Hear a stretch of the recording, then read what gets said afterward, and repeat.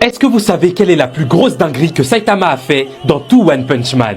Là, tu vas peut-être me dire qu'il a combattu dans l'espace ou alors qu'il a détruit des planètes. Et ça, c'est cool, hein, mais je suis désolé, dans Dragon Ball, il y a ça aussi. Du coup, non, la plus grosse dinguerie de Saitama, c'est que ce type, il s'est déplacé à la vitesse de la lumière, juste devant nos yeux, et nous, on a fait comme si de rien n'était. Attends, je vais tout expliquer, mais juste avant, si tu kiffes One Punch Man, les animés et les mangas, abonne-toi car on en parle tous les jours.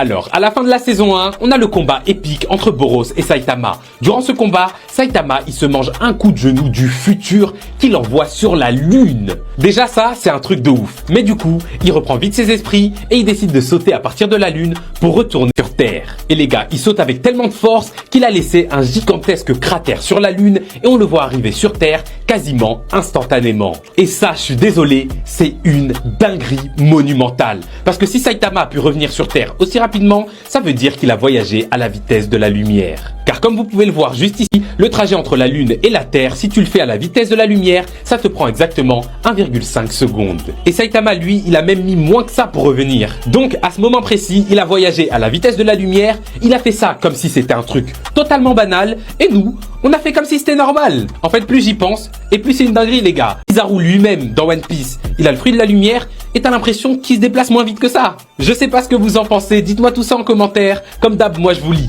et je vous réponds, mais jusqu'alors, je suis out.